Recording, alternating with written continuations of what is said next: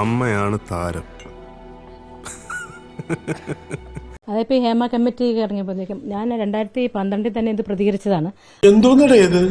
ഇത് ഞാൻ ശരിക്കും വാച്ച് ചെയ്യുന്നത് എവിടത്തോളം പോകാൻ എത്രത്തോളം എല്ലാവരും പറട്ടെ ആർക്കൊക്കെ ദുരനുഭവങ്ങൾ ഉണ്ടായി എന്ന് കാണാം. ഞാൻ വാച്ച് ചെയ്യായിരുന്നു.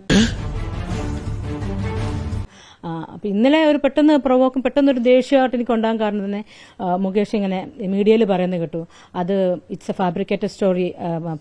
ഇവിടെ എന്നെ പോലെ ആത്മാർത്ഥതയുള്ള ഒരു കലാകാരന് മാനം മര്യാദയ്ക്ക് ജീവിക്കാൻ ഒക്കത്തില്ലെന്ന് ഇന്നെനിക്ക് മനസ്സിലായി. പൊളിറ്റീഷ്യൻസ് ഉണ്ട് എതിർ പാർട്ടിയുടെ. അന്നേരം എനിക്ക് തോന്നി ആഹാ ഇങ്ങനെയല്ല ഇത്രയെല്ലാം ചേർത്ത് ഫാബ്രിക്കേറ്റഡ് സ്റ്റോറി. അപ്പൊ പിന്നെ ഇതിന്റെ സത്യാവസ്ഥ എന്തായാലും പൊതുജനം അറിഞ്ഞേ പറ്റുള്ളൂ. ഇപ്പൊ അമ്മയിൽ എനിക്ക് മെമ്പർഷിപ്പ് ഞാൻ ചോദിച്ചു.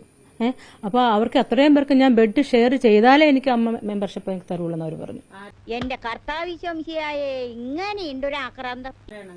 അങ്ങനെ പറഞ്ഞു മുകേഷ്. നീ ആർക്കും കൊടുക്കണ്ടേ മെഴുകുതിരിയുടെ ഉരുക്കോ വാസ്കല്ലേ, വാസ്ക് വെച്ച് അടച്ചു വെച്ചോ, നീ ആർക്കും കൊടുക്കണ്ട എന്നങ്ങനെ എന്റെ അടുത്ത് പറഞ്ഞു.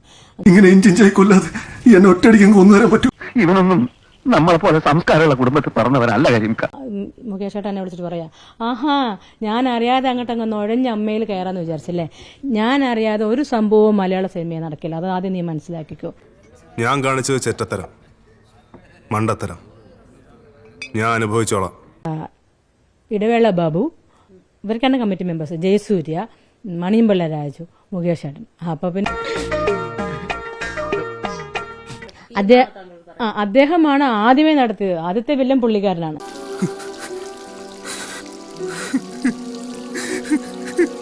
വന്നായിരുന്നു ജയസൂര്യ. എന്നിട്ട് വന്നിട്ട് പറഞ്ഞു, മീനു ഞാൻ ഒരു കാര്യം ചോദിക്കും, എസ് ഓർ നോ എന്ന് മാത്രം പറഞ്ഞാൽ മതി. ഇങ്ങനെ പോയാൽ സംഗതി കുഴയും. അപ്പൊ ഞാൻ ചെന്തേ അവ പറഞ്ഞു, അതെ എനിക്ക് ഇവിടെ ട്രിവാൻഡ്രത്ത് ഫ്ലാറ്റ് ഉണ്ട്. ഞാൻ പോകുന്നു. Bye bye.